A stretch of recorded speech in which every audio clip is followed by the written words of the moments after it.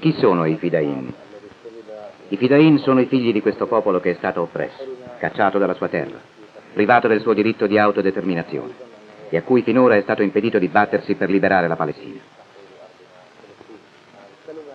La parola Fidai è derivata dalla parola fida, che significa sacrificio. Sacrificio significa che uno muore per gli altri, per gli oppressi di tutto il mondo, per un futuro di riscatto in ogni angolo del mondo.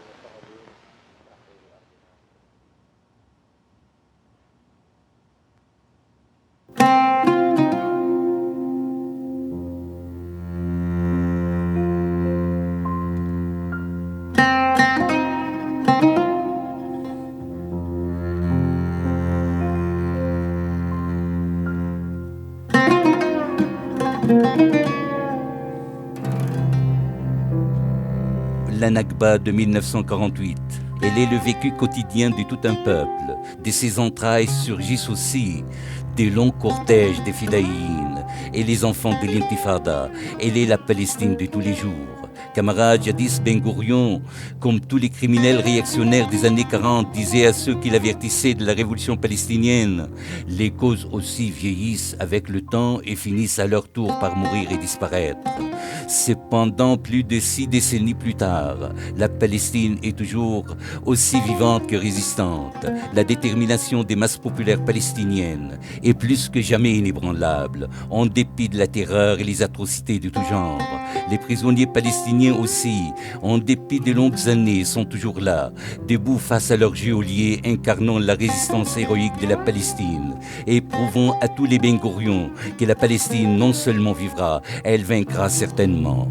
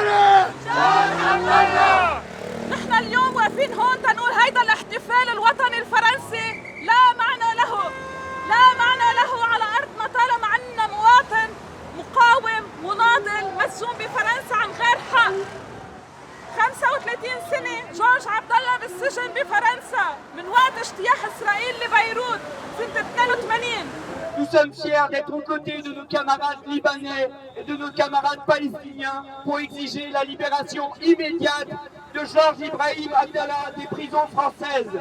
Honte à l'État français qui retient en otage un résistant implacable dans ses prisons. demande au gouvernement libanais de laisser faire.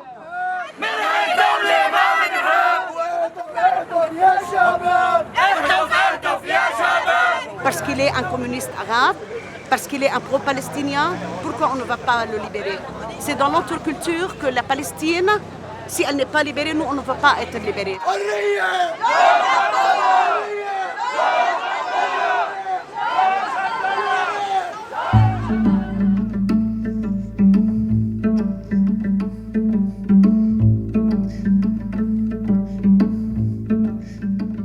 أنا شقيق جورج عبد الله الأصغر. يعني عندما أقول الأصغر يقصد جورج اعتقل بالعام 1984. يعني أنا ذاك كان لي من العمر 18 سنة، وبالتالي لم أرى جورج منذ أكثر من 36 عام. بالتالي ما سأرويه هو يعني اللحظات المبكرة من تاريخ جورج، معطوفة على ما يسمى الذاكرة الجماعية لعائلة جورج ولأصدقاء جورج. On va faire une rencontre avec Maurice, le frère de Georges, qui habite à la maison de Georges.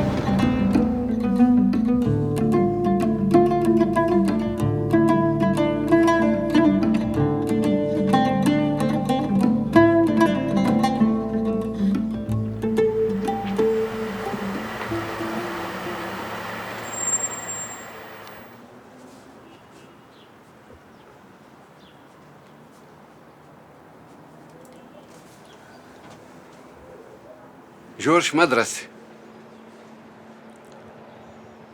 جورج علمني القراءة والكتابة.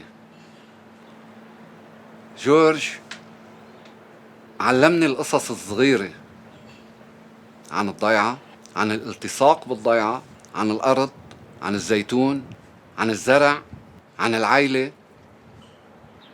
ولما كبرنا علمنا نفكر بالسياسة. جورج أولاً يعني بدأ حياته العملية مدرساً لدى وزارة التربية في منطقة نائية جداً من لبنان، في منطقة أكروم.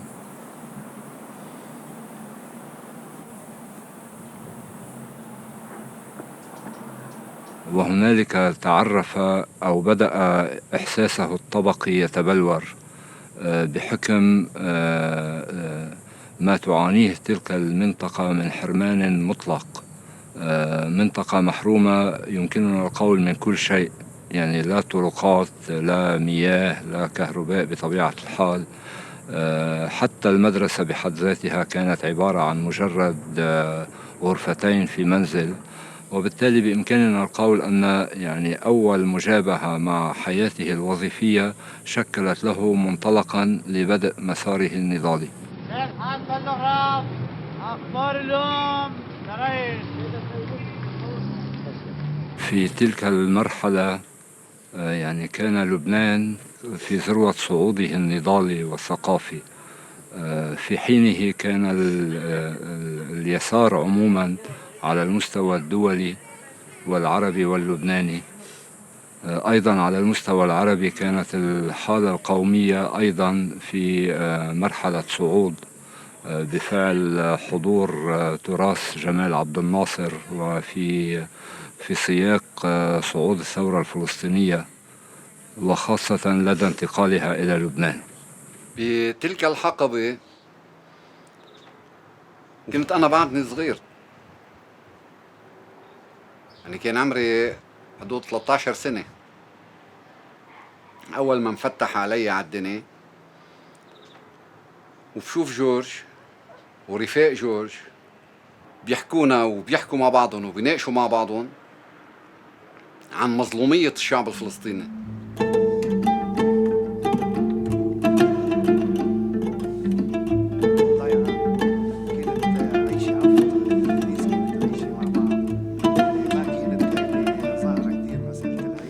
بذكر هيك بيي واصدقائه كانوا يحكوا عنه انه لما يقعدوا بدهم يعملوا ديوان ويقعدوا يعملوا قعده بعد الظهر يتصنع هو يعتمد انه ينجدوا بيت فيه راديو لحتى يسمعهم، يحط على إذاعة الجبهة الشعبية لتحرير فلسطين. طبعا بأثناء ما كان في تلفزيون ولا كان في، والراديوات كانت معدودة، يعني معدودة بكذا بيت. صح. ما كان هو يعتمد يتقصد ياخذ هيدي الناس على هيدا البيت ويحط على هيدي الإذاعة حتى انه يسمعهم انه في شيء اسمه فلسطين، في شيء اسمه اسرائيل محتله ارض، محتله، يعني ينمي الحس القومي عندهم وينمي لهم انه نحن شعب عربي يعني.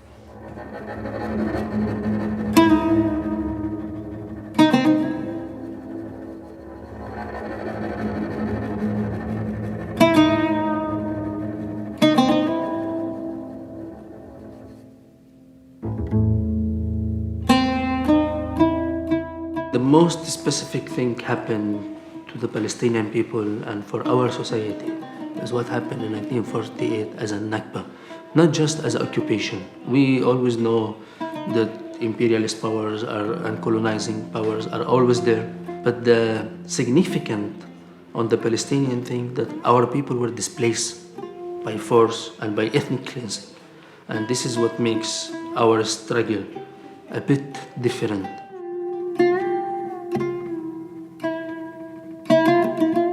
I am Mohammed. I was born in Lebanon in the refugee camp called Ain al-Hilwa. I am originally from the north of Palestine in a village called Malaha.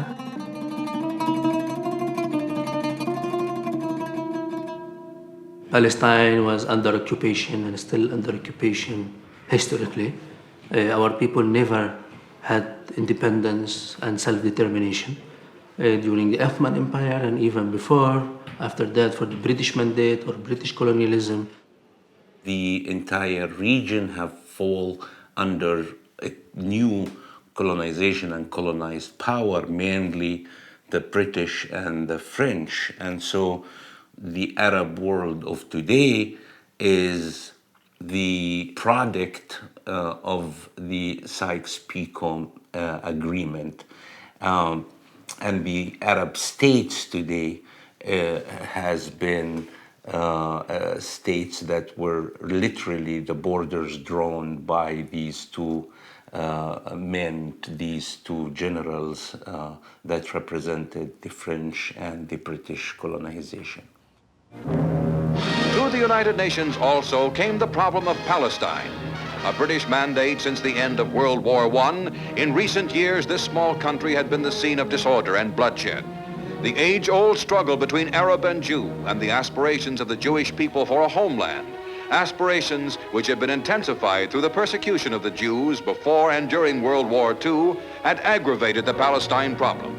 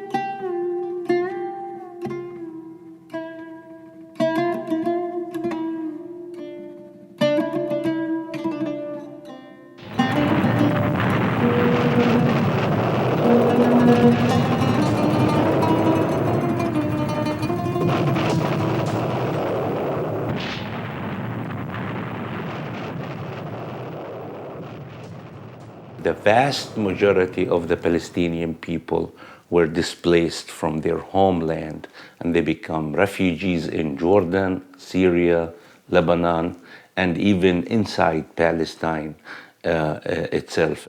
Majority went to Jordan based on the borders because the north of Palestine has borders with these three Arab nations. Our family, for example, and we come from a village that It's just in a border between Syria and Lebanon. So half of the family went to Syria and half of the family went to Lebanon. This have created a new reality for our people and new waves of struggle that the vast majority of the Palestinians were fighting from outside and from the homeland.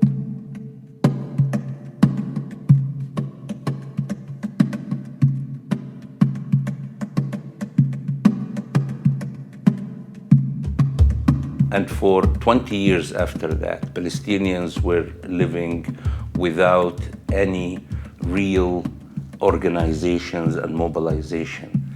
Only in the early 60s that we began to see an organized Palestinian struggle, mainly armed struggle.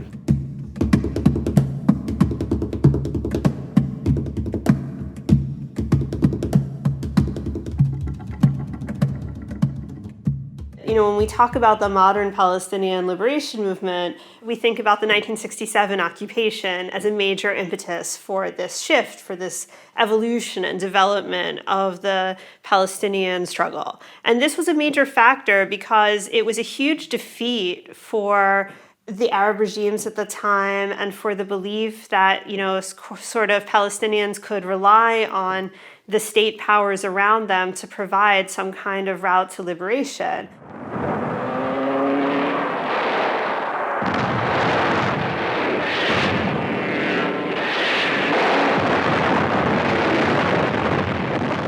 '67 was the Nakba. So the whole Arab world was feeling disappointed, and we lost the war with Israel. West Bank was occupied, Gaza was occupied, the rest of Palestine was under Israeli control. So the general atmosphere and mood, it was down. The post-1967 occupation sort of crystallized trends that were already taking place in the Palestinian movement. And that in and of itself was the coming together of several other organizations that were already active and sort of working to organize Palestinian resistance from Jordan and on the borders to fight against the Israeli occupation. And when I say the Israeli occupation, I don't just mean the occupation of the West Bank and Gaza and Jerusalem, but the entire occupation of Palestine that had been taking place since 1948, remembering, of course, that the founding of these groups came from Palestinians who were themselves exiles and refugees fighting to return to all of their homeland, historic Palestine, from the river to the sea.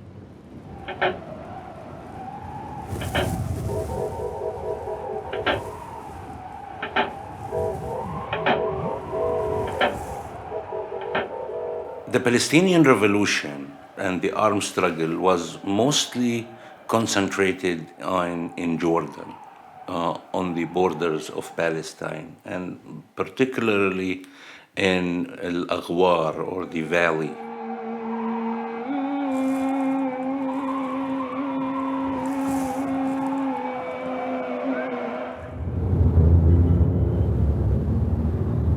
Amman, capitale du royaume de Jordanie.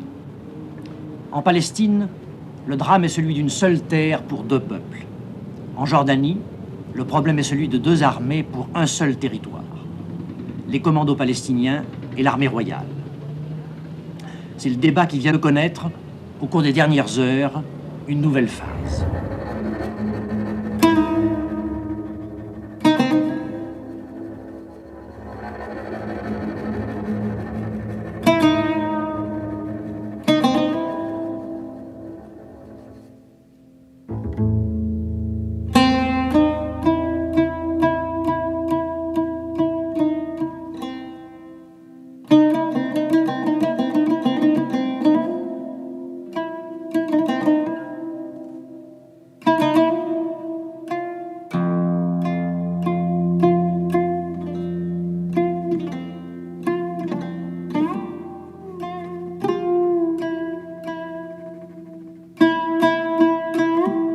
After the clashes with the Jordanian regime, the result was the removal of the Palestinian camps, military camps, from Jordan to Lebanon. When the Palestinian resistance came to Lebanon, it was a big empowerment move for our community in Lebanon when they saw the Fidayeen are arriving from Syria, like through Jordan, Syria, to Lebanon, even though they came as bodies, injuries. In this time, there was a Cairo agreement. This agreement gave a big space for the Palestinian resistance in Lebanon and start developing very quickly because also you have the Lebanese resistance camp inside Lebanon. Many revolutionary parties in Lebanon were supporting and sympathizing with the Palestinian resistance. Also, when they felt that this progressive resistance are coming to Lebanon, it will empower them also for the internal Lebanese struggle. And I think this is how the Palestinian resistance expanded in all Lebanon from the north to the south. This was a time of intense movements against colonialism. So, we see in the late 1960s and early 1970s, there were common slogans and posters and images talking about moving from Vietnam to Palestine, recognizing that the Palestinian struggle was not separate from either like the anti-colonial struggle that took place in Algeria to fight French colonialism, or the anti-imperialist struggle that was taking place in Vietnam, fighting first French colonialism and then US imperialism and its allies, that this was part of a global liberation movement fighting capitalism, fighting imperialism. The refusal of the Palestinian masses to forget their homeland sabotaged the American-Israeli project for the area. Today, youth who have never seen their country have joined the Palestinians under occupation in the steadily growing Palestinian resistance movement.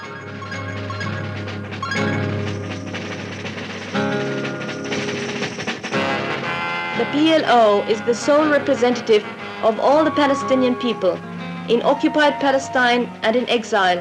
It is a social, political, and military reality.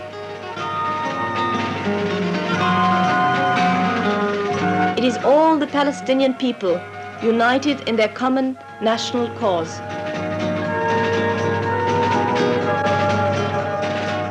This is a period in which it became clear that if you were a struggler in the Arab world and you wanted to fight not only for the liberation of Palestine, but for the liberation of your people, well, being part of the Palestinian struggle and being part of the Palestinian revolution was a very important and critical way of doing so. And we had hundreds of youth and hundreds of people coming to Lebanon to join the Palestinian revolution because many Arabs found that this is the way to liberate even their own country is by liberating Palestine as the cause of the Arab people. So for George to join the Palestinian struggle and to defend Lebanon was a very natural thing to do. It was the natural thing to do.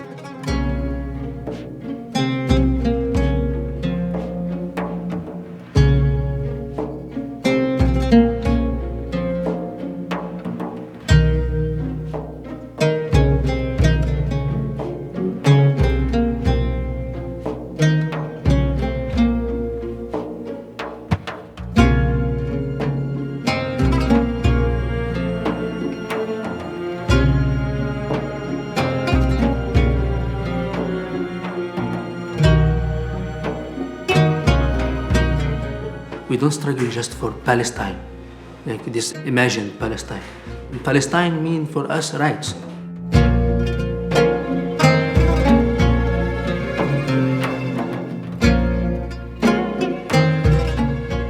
The right of return is the core of our cause and our struggle, because we're speaking about half of the Palestinian population today are living in diaspora, between 6 to 7 million Palestinians today. In our context, when we are displaced people, the camp is representing the most poor class within the Palestinian society. So the camp as a class was playing an important role in the revolution. So the people of the camp was leaders of their struggle.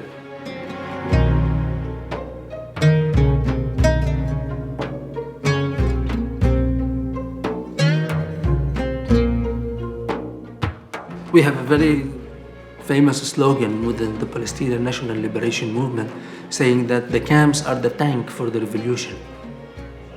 Because the Fidaiyin were coming from the camps. The leadership was coming from the camps.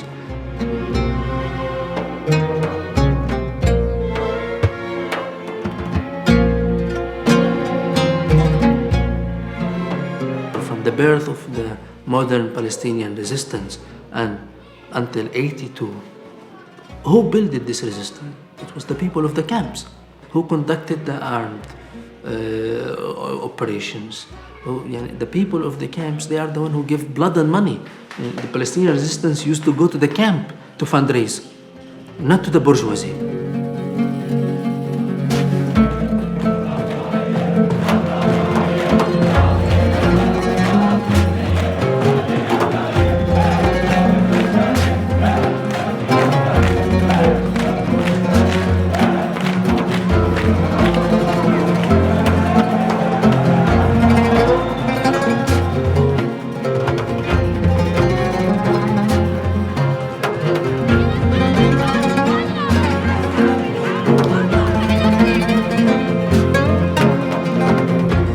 Middle-class people, bourgeois people, but the progressive, when they saw the situation of the camps in Lebanon, I think it played a very important role for radicalizing.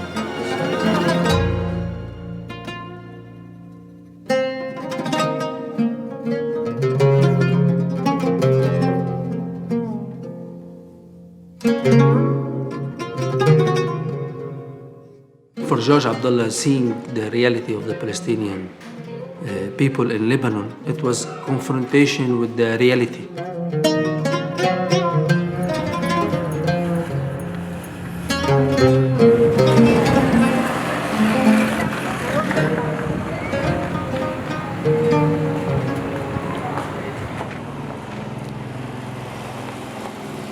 محمد سليمان معروف بأبو العبد عضو الجبهة الشعبية منذ سنة 1972 من لاجئين لبنان بالنهر البارد مخيم نهر البارد. أنا من لاجئين ال 48 لجأنا من فلسطين، احنا من القرى شمال فلسطين اللي هسه المعروفة حاليا بدولة إسرائيل المغتصبة. لجأنا على لبنان، طبعا أنا من مواليد لبنان، لجأ آبائنا وأجدادنا وسكننا بالمخيمات. الرفيق جورج عبد الله تعرفنا عليه بالحرب اللي نشبت بلبنان سنة 1975، وهو رفيق كان مناضل بيبحث عن قضية اللي هي كان القضية الفلسطينية. جورج عبد الله عاش بالمخيم على الظروف الصعبة بالمخيم، عاش معنا علما انه هو كان من الناس اللي ممكن يعيشوا حياة رفاهية، حياة كثير مريحة، إلا أنه فضل نتيجة قناعاته يعيش الأزمة والمأساة الفلسطينية تحديداً، وما كنا نميزه، وكان يشارك تكلفوا الجبهة الشعبية بقضايا عمل مشترك مع الفصائل الأخرى، وكان يمثل الجبهة الشعبية داخل المخيم وكأنه عضو فلسطيني من هالبيئة تماماً. جورج بانخراطه في الجبهة الشعبية في صفوفها ومع انفجار الحرب الأهلية اللبنانية، إذا تعسكر الجو في لبنان كله وازدادت الاعتداءات الإسرائيلية على لبنان، فانتقل إلى الجنوب اللبناني، وهناك يعني شارك في مقاومة الاعتداءات الإسرائيلية، لا سيما في اعتداء 1978، وجرح أثناء التصدي للهجوم الإسرائيلي على لبنان. And in that time, Lebanon became a subject for Israeli bombardment and for Israeli invasions. George Abdullah understood from the beginning that this fight for Palestine is really a fight for Lebanon as well, and it is a fight for the Arab people in general. Shia, Quartier populaire du sud de Beyrouth, quartier meurtri que les tirs et les bombardements phalangistes arrosent jours et nuits. Shia coupe la route à l'offensive Kataeb et protège les camps palestiniens de la banlieue de Beyrouth.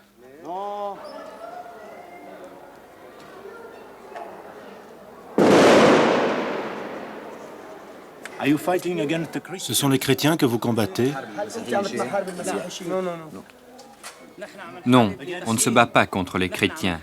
Notre premier objectif est de soutenir la cause palestinienne et le second, c'est de réaliser nos revendications populaires. Nos ennemis principaux, ce sont les sionistes et les phalangistes.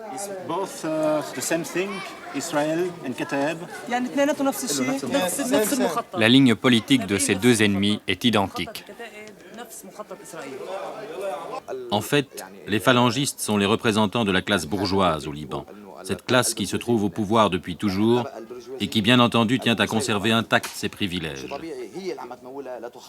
Dans ce contexte, il est normal que les couches populaires formulent des revendications politiques et sociales à l'égard du pouvoir et les défendent. Mais ce gouvernement, lui, n'ose pas se mesurer directement avec les masses pauvres et progressistes. Il tente de le faire indirectement en lançant contre elles les phalanges. Alors pour vous, ce n'est pas une guerre entre chrétiens et musulmans? Non, non, non. Alors là, absolument pas. What's so-called civil war in Lebanon, it wasn't really a civil war. It was a normal struggle between the right wing and the left wing in Lebanon.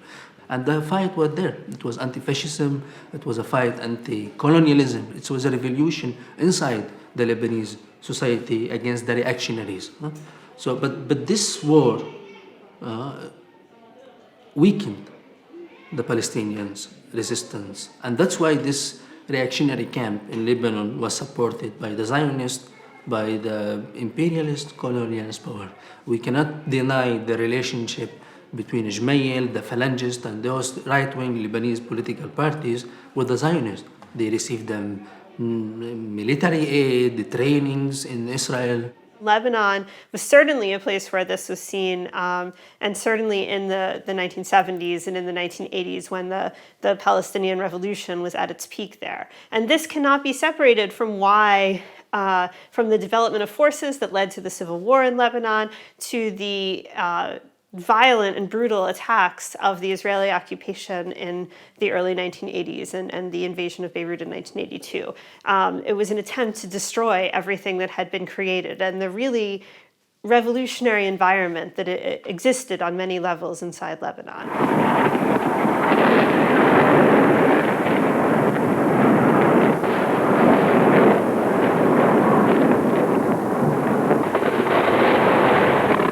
On Friday, the 4th of June in 1982, the sky opened up with a rain of fire, iron and death when about 60 US-made Israeli bomber planes raided West Beirut, dropping their mortal charge first on the stadium and then on the nearby overpopulated camps of Fakani, Shatila, Sabra and Burj al-Barajne. This was the beginning of Israel's savage war of siege against the Palestinian and Lebanese people, killing and mutilating over 100,000 civilians. The Phantom, F-15 and F-16 bombers left thousands of dead and razed the camps in South Beirut from the ground. 10,000s of Lebanese and Palestinian families found themselves without homes, without their belongings, without food, without shelter.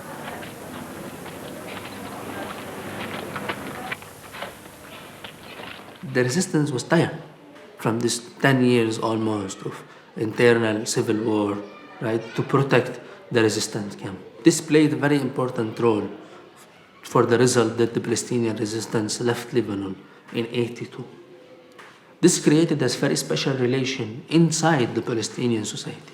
So how the people of the camps felt after the resistance left. Fin août, les Fedayines quittent le Liban par vagues successives, 10 000, beaucoup plus que prévu. Destination Tunis ou Damas. On voyage par mer ou par terre. Qu'est-ce que ça représente pour vous le départ? شو بيمثل بالنسبة لك ذهاب الفلسطينيين؟ ذهابهم بداية الثورة مش نهايتها. إن شاء الله على كل بلد بيروحوا بيعملوا الثورة إن شاء الله. 10 jours d'adieu frénétique à Beyrouth, dernier sanctuaire de la résistance palestinienne. Ces quartiers, les Fédaïnes les ont disputés avec courage pendant 2 mois aux Israéliens. Ils y abandonnent leur famille, la peur au ventre. Ils ignorent que l'armée israélienne occupera tout dans quelques jours et que le sang des civils coulera.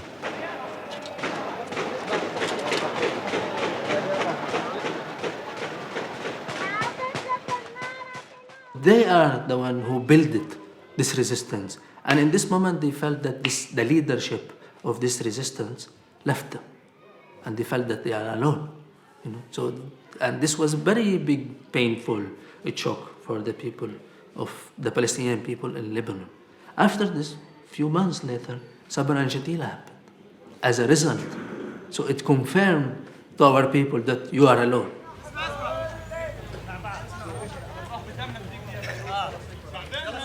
ليقدر يطلع من المذهبية وما يشارك بالصراعات الطائفية بالبلد، شكل جورج هذه الحالة وترك الجبهة الشعبية. أمام هذا الواقع المقفل على ما يبدو أن جورج قرر أن ينقل المعركة من الداخل اللبناني إلى عواصم الإمبريالية الأمريكية والفرنسية والأوروبية وإلى آخره. ذلك أنه يبدو أنه أيقن بأن الصراع في لبنان بات عبثيا لا يؤدي إلى شيء، وهو يعرف تماما حتى ضمن هذا الصراع أن محرك الصراع هو إسرائيل والإمبريالية الغربية. There was this slogan by Wadi Haddad that we follow our enemy everywhere. It's going far for Palestine, taking Palestine to the world. It was very significant and this played a very important role for taking the cause of Palestine to the international community.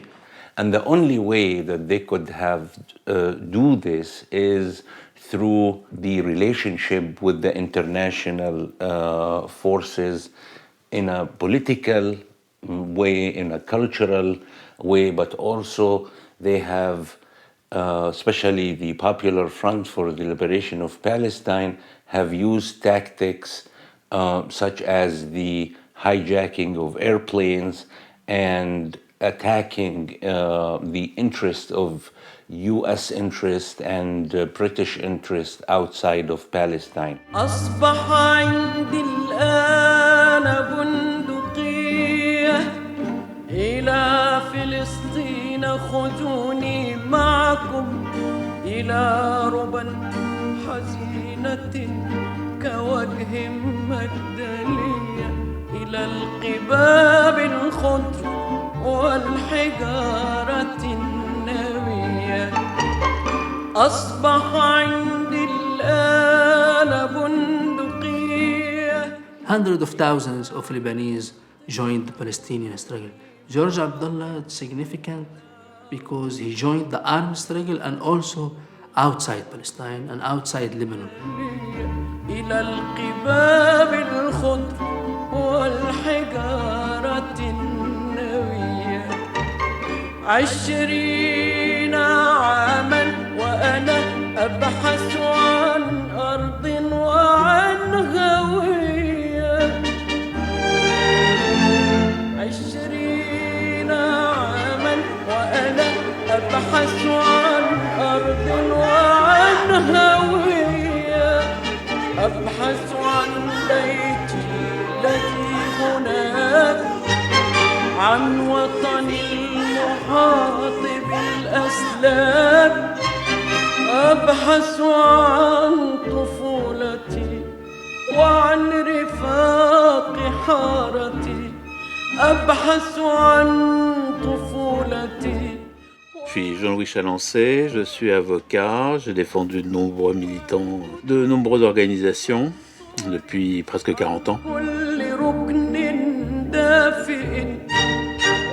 L'affaire en elle-même, sur le plan judiciaire, Il a été arrêté pour des faux papiers. Ensuite, on a bizarrement trouvé des armes qui auraient été utilisées dans le cadre d'actions militantes. Et donc, on l'a inculpé à l'époque pour complicité d'assassinat, puisque les armes qu'on avait découvertes chez lui avaient servi aux exécutions des attachés militaires israéliens et américains à une tentative d'homicide contre le consul des États-Unis à Strasbourg. Et il y a d'autres militants de l'organisation des FARL qui ont été pas arrêtés en France, mais qui ont été arrêtés en Italie parallèlement.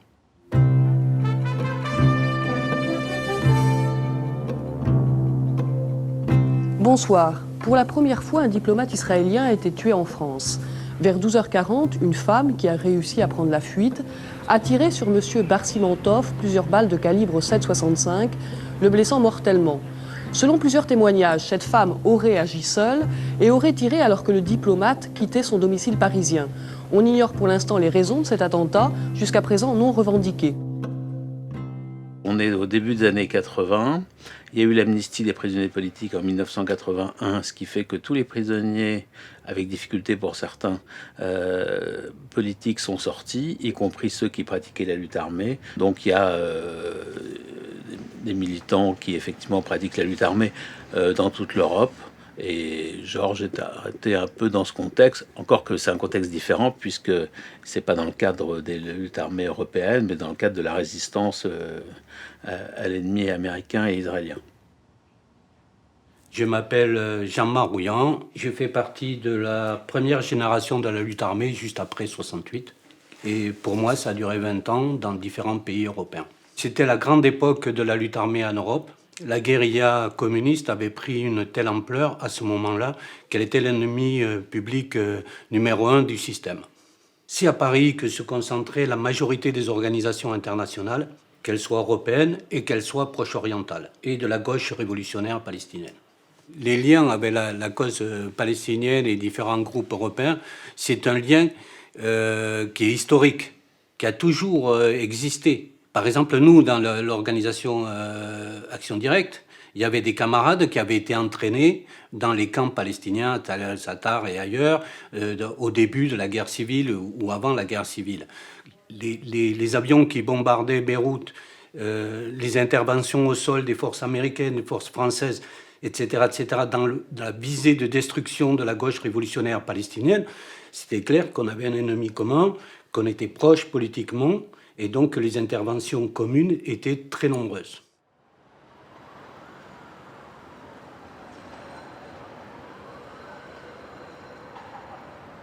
Si je suis ici, c'est en tant qu'ancien membre d'une organisation révolutionnaire, une organisation de guérilla urbaine en Belgique, aujourd'hui disparue, les cellules communistes combattantes. Au début des années 80, c'est le début de ce qu'on va appeler le néolibéralisme, donc des grandes offensives contre les acquis sociaux, les ruptures avec les politiques keynésiennes, les vagues de licenciements, les attaques contre les syndicats, ça du côté du monde du travail.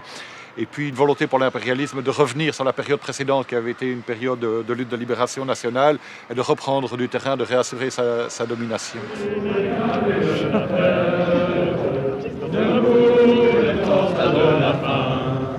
Les contrats ne paient pas, seul le combat paiera.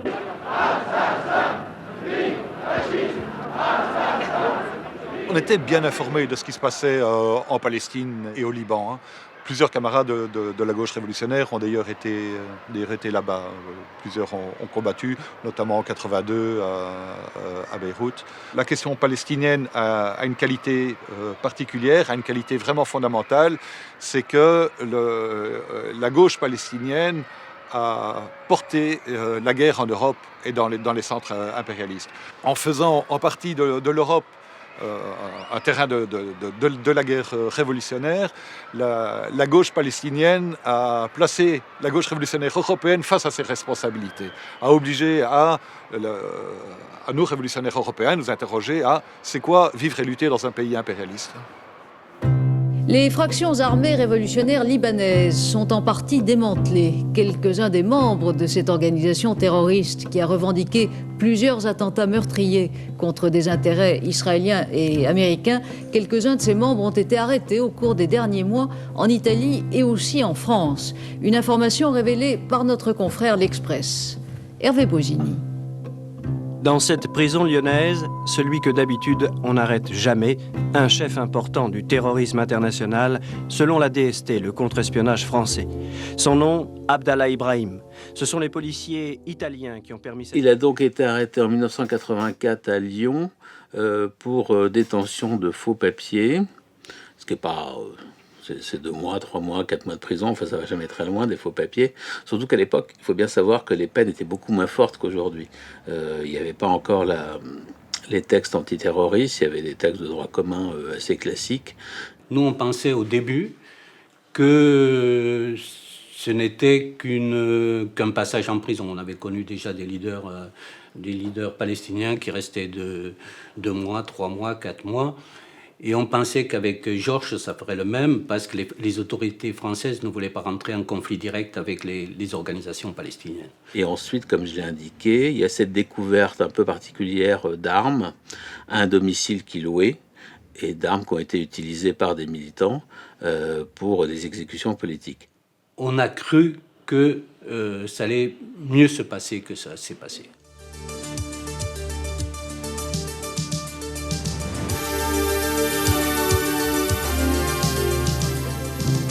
Nouvel attentat sanglant en plein Paris. Une bombe jetée d'une voiture devant le magasin Tati vers 17h30 cet après-midi a fait au moins 5 morts, une 50aine de blessés, dont 11 sont grièvement touchés.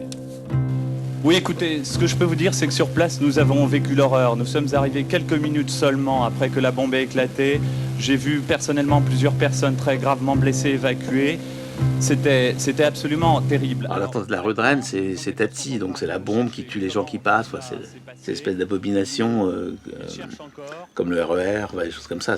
Et je pense que je pourrais vous en dire plus au journal de 20h. Merci. Le collectif qui a revendiqué, le comité, les attentats de la rue de Rennes, a demandé entre autres la libération de Georges. Mais il demandait la libération d'autres militants plus proches de l'Iran, qui n'avaient quand même pas grand-chose à voir avec Georges.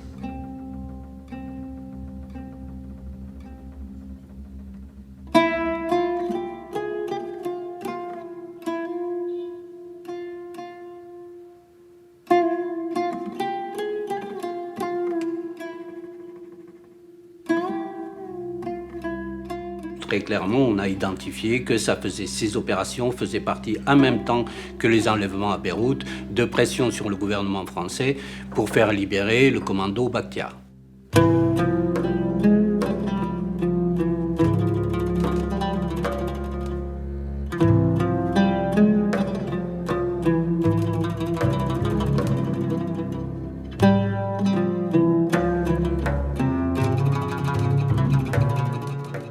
Georges sert, par rapport aux actions du CSPPA, sert de bouc émissaire.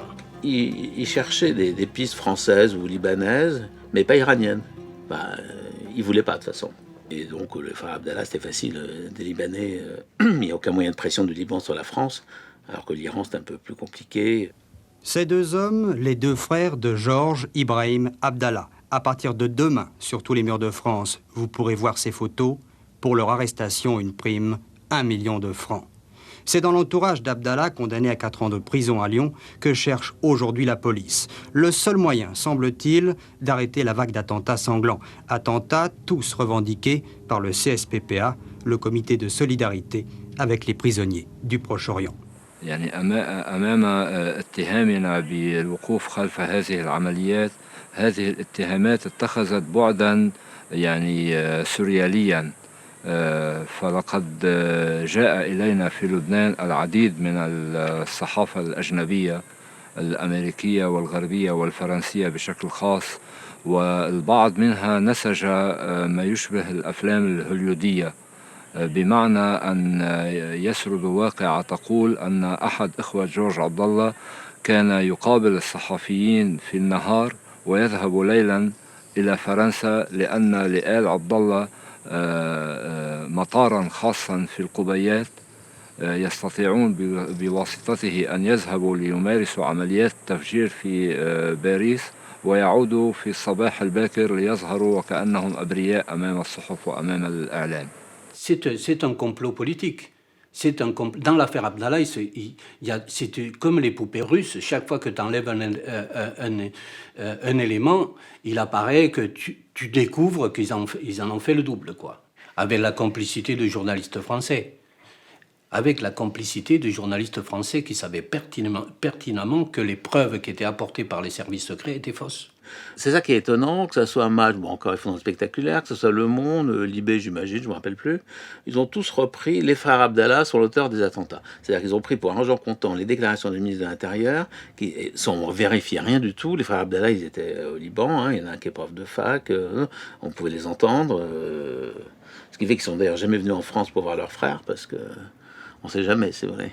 Même 20 ans après ou 30 ans après, les suspicions qui pourraient revenir. Et encore aujourd'hui, lorsque l'avocat des États-Unis vient plaider contre George, il y a 3 ans, la dernière fois que j'ai plaidé contre lui, il y a 2 ou 3 ans, il vient rappeler que ses frères étaient l'auteur de l'attentat de 86, avec les coupures de Paris Match, alors que tout le monde sait pertinemment que c'est faux pour dire le climat qui a été développé autour de ça.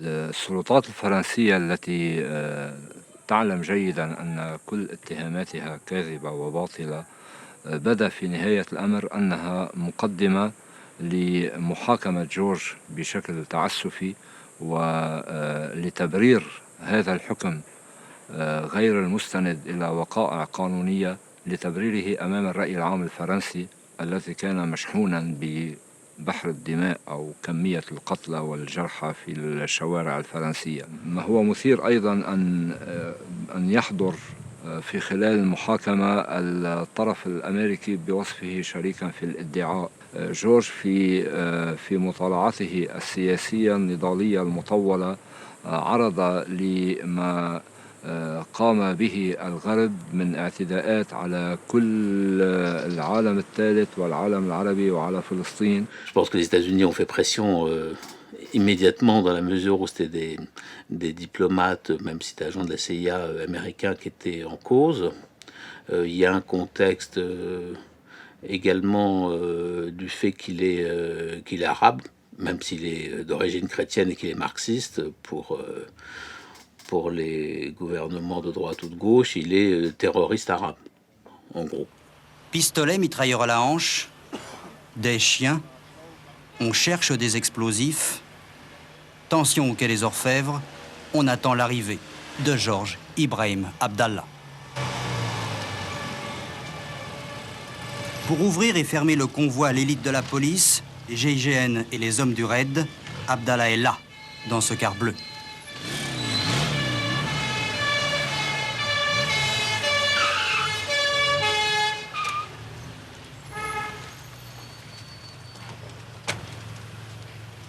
Silence absolu, ça n'aura duré qu'1 minute. Les portes se referment. Dans quelques instants, le procès Abdallah pourra commencer. جورج في الوقت نفسه في سياق دفاعه عن نفسه هو بالأحرى لم يدافع عن نفسه بل قدم مطالعة سياسية قانونية بالمعنى النضالي للكلمة، بمعنى أنه رفض منطق أن تحاكم دولة غربية مناضلين عرب. فكان كلامه الشهير حتى عندما سئل عن اسمه فسمى نفسه مناضلا عربيا. Il dit exactement combattant arabe. Je suis combattant arabe.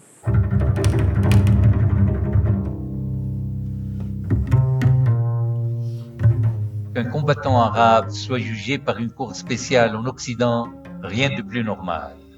Qu'il soit traité de criminel et de malfaiteur, rien de vraiment nouveau. Mais que le criminel yankee, bourreau de tous les déshérités de la terre, soit en plus le représentant des prétendues victimes devant vous, il y a bien de quoi alors s'abstenir de tout commentaire sur la nature de votre coup, ainsi que sur la tâche qui lui est assignée. وخصص بالذكر كمية الشهداء الكبيرة التي سقطت في لبنان وفي بيروت بشكل خاص خلال الاعتداء الصهيوني على لبنان، والتي فاقت آنذاك 25,000 قتيل. وبالتالي هو يعني شكلت المحاكمة بالنسبة إليه شكل آخر لمحاكمة السياسات الغربية والداعمة لإسرائيل في عدوانها على شعوبنا وعلى فلسطين وعلى لبنان بالتحديد في تلك الآونة. Bien sûr, des esprits tolérants et démocrates ont bien de quoi s'indigner devant la montée du fanatisme et du terrorisme international.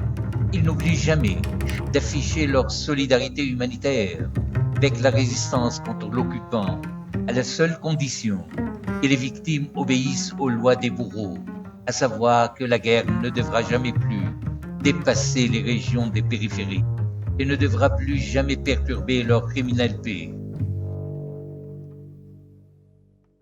La peine qui a été prononcée à l'encontre de Georges, et même le fait qu'il était inculpé de complicité d'assassinat simplement parce qu'il était porteur d'armes, mais qu'il n'y a aucun élément disant qu'il était présent lors des exécutions en cause. Rien. Simplement l'arme. Donc il aurait pu tout à fait être poursuivi pour détention d'armes, avec une peine forcément maximale de 5 ans ou 6 ans de prison. Je me retire de la salle d'audience de cette cour, vous laissant le plaisir d'écouter le représentant du bourreau et sa défense vomir leur haine contre les déshérités de la terre. Le procureur avait demandé, je ne sais plus, c'est 7 ou 10 ans de mémoire, et ils lui ont mis perpétuité.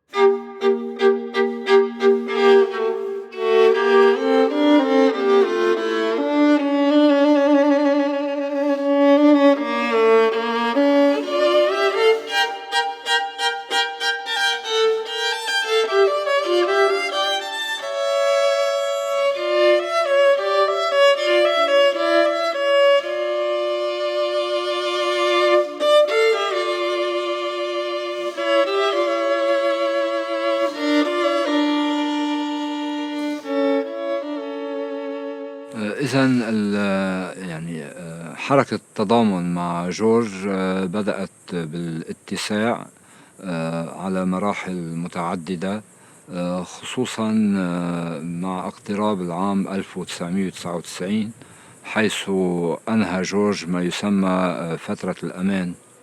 On peut demander sa libération conditionnelle après l'expiration d'une peine de sûreté pour les gens pour qui la peine est assortie, comme maintenant. Et pour Georges, qui est l'ancien régime, je dirais, c'était 15 ans. Donc il formule une demande, il en a fait 8 principales, on va dire, parce que bon, il y a un peu de confusion parce qu'il y a les appels, donc on va dire 8 principales depuis 1999. Donc à partir du moment où la demande de libération a pu être faite, là on a commencé effectivement à voir les militants et puis l'environnement international s'occuper un peu de Georges et estimer qu'il y avait un militant révolutionnaire détenu en France.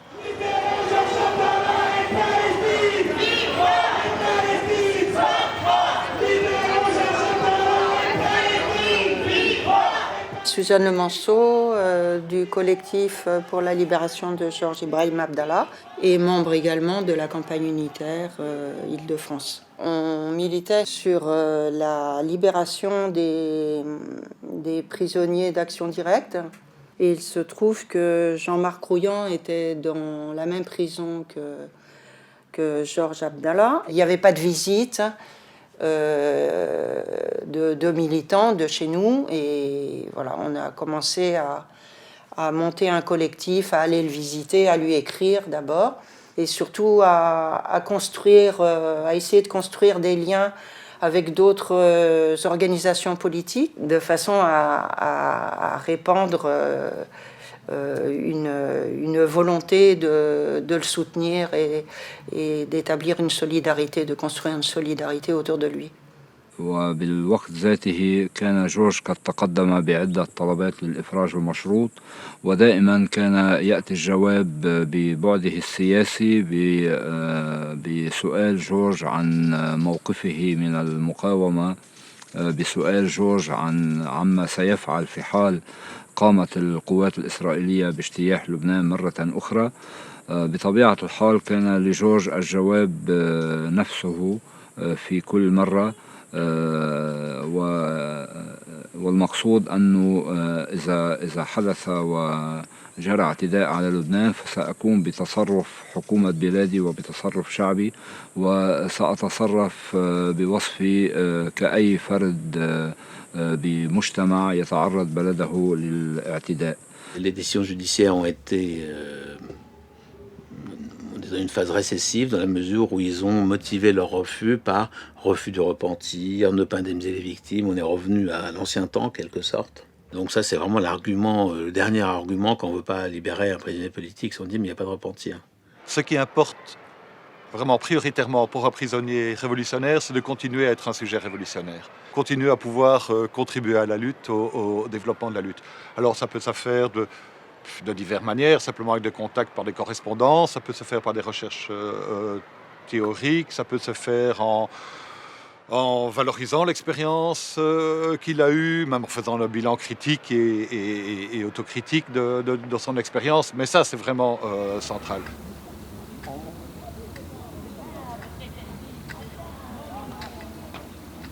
Moi, j'arrive en 1994 à Lannemezan, et un peu plus d'un an après, débarque Georges une après-midi.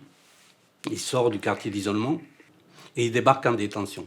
Et à Lannemezan, il y avait un tout petit rapport de force, ce qui fait que tous les prisonniers politiques de la gauche révolutionnaire, du Pays Basque, on était tous au même étage, au deuxième sud, où il est toujours là actuellement, au deuxième sud du bâtiment. Georges, il commençait 4h, 4h30, 5h à écouter la BBC en arabe, à lire ses journaux, tout un travail politique. Lors de différentes agressions ou de grève de la faim des prisonniers palestiniens, on faisait une grève de la faim commune avec eux.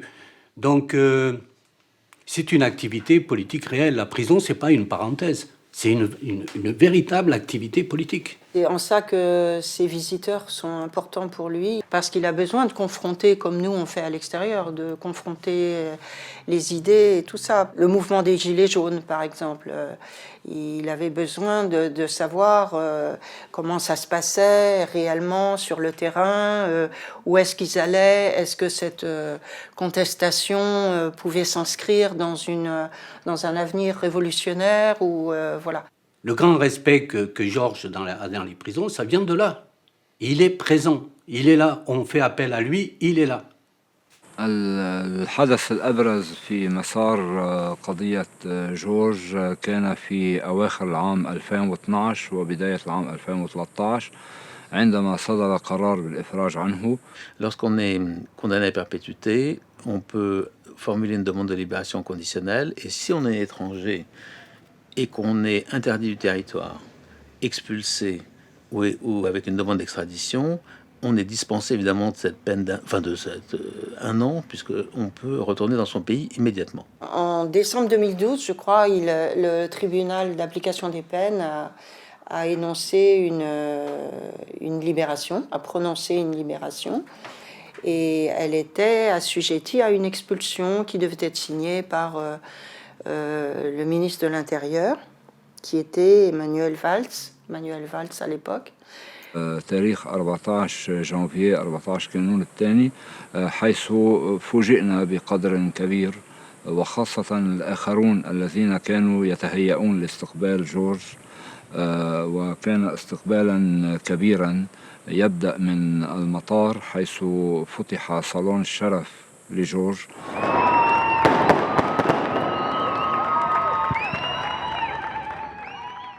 Ils étaient tous complètement prêts à l'accueillir et nous prêts à ce qu'il soit enfin libéré.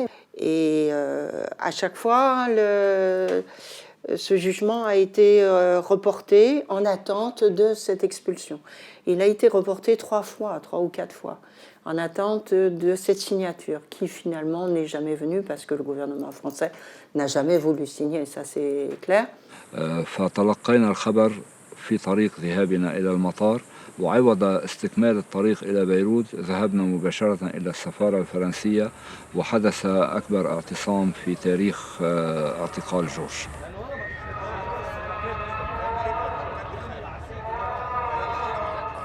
لاحقا علمنا من خلال وثائق ويكيليكس أن امتناع السلطات الفرنسية عن تنفيذ الحكمين القضائيين بالإفراج عن جورج كان بناء على رسالة بعثت بها وزيرة الخارجية الأمريكية آنذاك هيلاري كلينتون إلى مثيلها في فرنسا. This case isn't just a French case, it's also a US case and it's also an Israeli case. We see every single time that there's a legal process for George to win his freedom. There's direct involvement from every US Secretary of State, from Condoleezza Rice to Hillary Clinton, to take action to actually actively block this release. And of course, this is something the French government is happy to go along with and work together to pursue. Please. Do you have any reaction on France releasing George Ibrahim Abdallah? Obviously, we are concerned about this release. We don't think he should be released, and we are continuing our consultations with the French government about it. Would you take we have serious concerns that he could return to the battlefield, etc. Please. Dans une des demandes de libération conditionnelle, puisqu'on demande chaque fois l'avis au service de police concerné, enfin sécurité intérieure, il avait été dit, mais le danger, c'est si il rentre au Liban, il sera accueilli comme un héros national, et c'est très mauvais pour les intérêts de la France et l'équilibre régional et autres. Ben, je suppose que le gouvernement français a ses raisons. On a souvent dit entre nous qu'il obéissait au diktat états-unien, etc.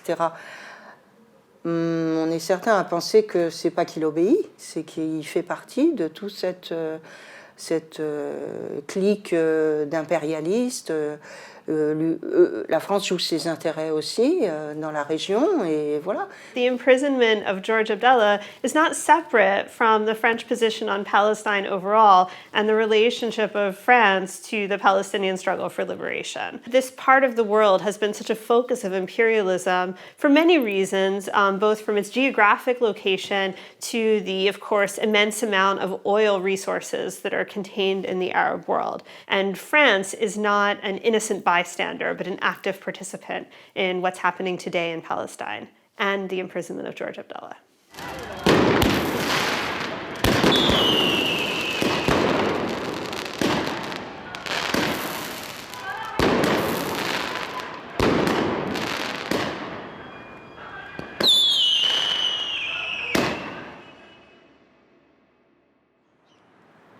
الدولة اللبنانية ما عندها أي استعداد بكل قواها دون استثناء إنها تقول لا للأمريكي وإنها تقول لا للفرنسي. نحن وكتير من الشباب اللبناني عملنا اتصالات مع كافة القوى السياسية، ووعودهم بقيت وعود حبر على ورق. Honestly, if we're going to be honest about the Lebanese government's role, it's been complicit to date in George's imprisonment. And what we're seeing is that the Lebanese government is actually beginning to take a stand.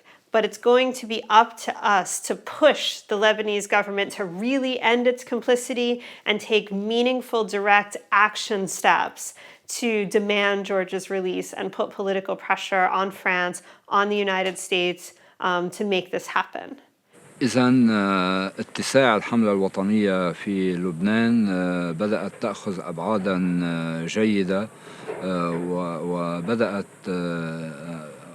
أصبحت على اتصال مع مختلف المجموعات المطالبة بتحرير جورج عبد الله، المجموعات المنتشرة في بلدان عدة، في فلسطين المحتلة، في تونس، في الأردن، في الأرجنتين حتى، وبشكل خاص في فرنسا.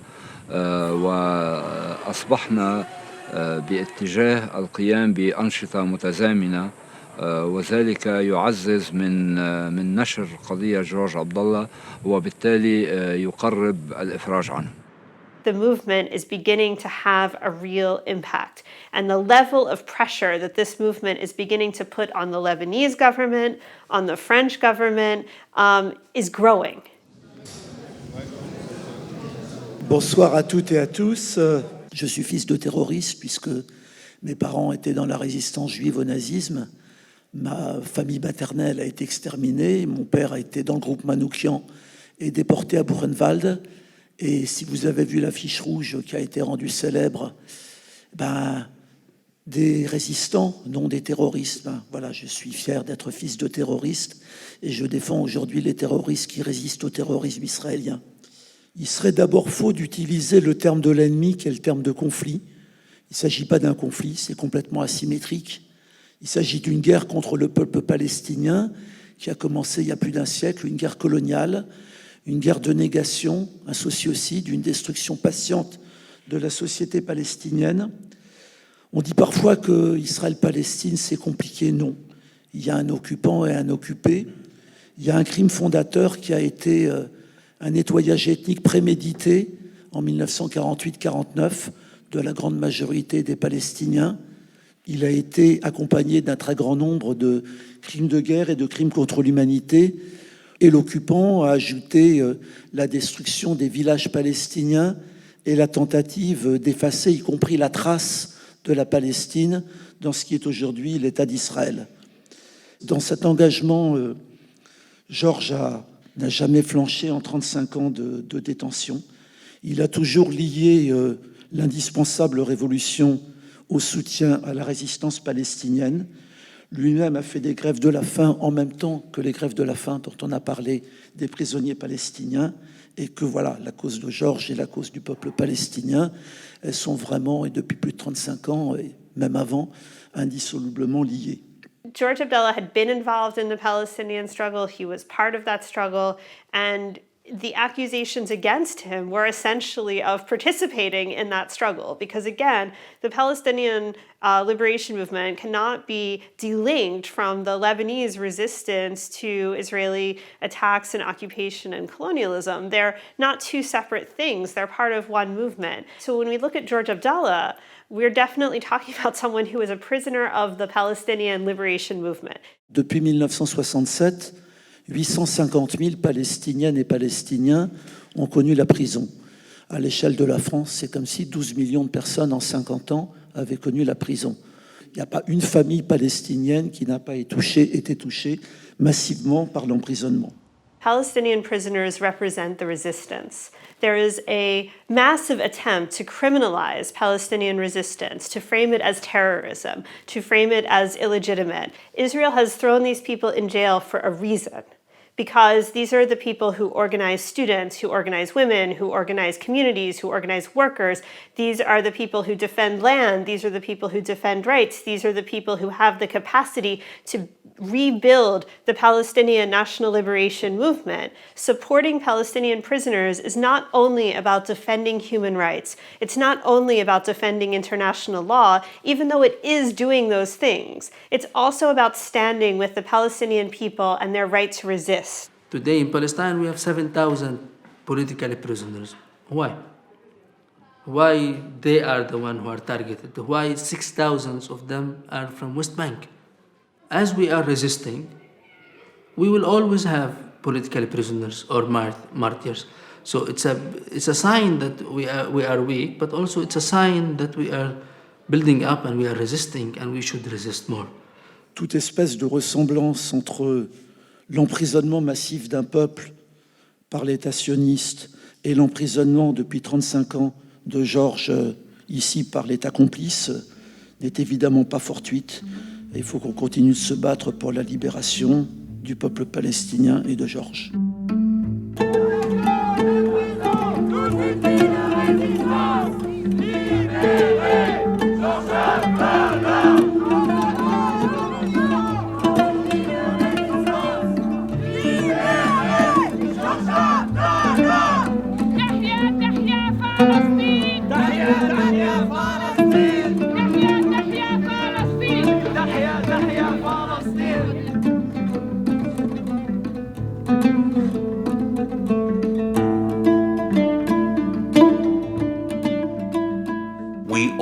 know that George Ibrahim Abdullah, if he sell his principles, he could have been in Lebanon long time ago. The fact that he's in prison is because he's still upholding these principles and still an integral part of the struggle against occupation and against imperialism.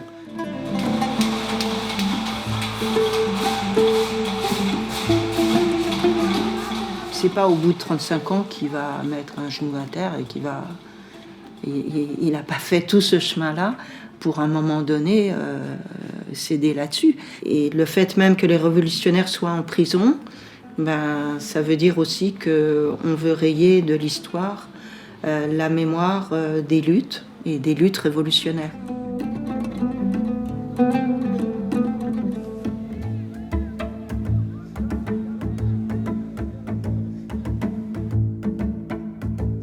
Il y a encore beaucoup à faire pour amorcer une issue favorable.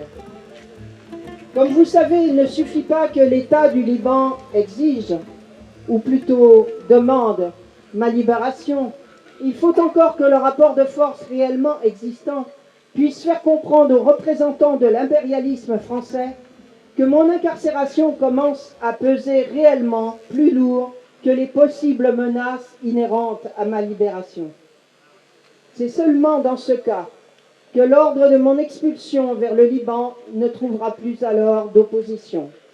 C'est pourquoi, chers amis et camarades, la solidarité la plus appropriée que l'on peut apporter à tout protagoniste révolutionnaire incarcéré, c'est celle que l'on développe toujours plus sur le terrain de la lutte contre le système d'exploitation et de domination. Ensemble, camarades, et ce n'est qu'ensemble que nous vaincrons. À vous tous, camarades et amis, mes plus chaleureuses salutations révolutionnaires. Votre camarade Georges Abdallah.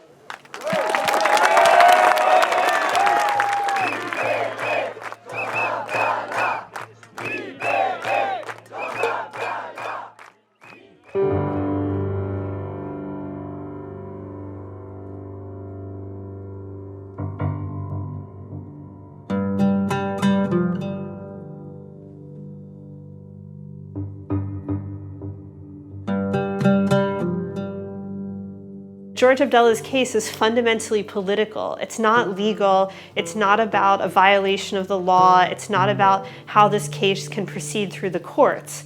It's taking place because of the very nature of Israeli colonialism, apartheid, and occupation.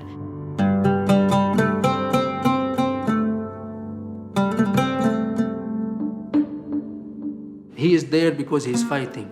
He is there because he never compromised. And he is there because this line of struggle is harmful for the Zionists and for the imperialist and the colonial power.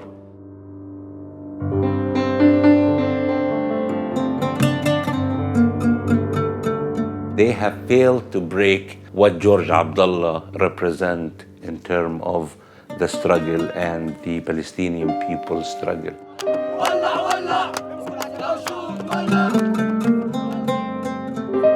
We were not allowed the French state or any colonial power or even the enemy to get relaxed. We don't forget our prisoners. We don't leave them behind bars without doing anything. So I do believe that Palestinians everywhere they exist, they resist.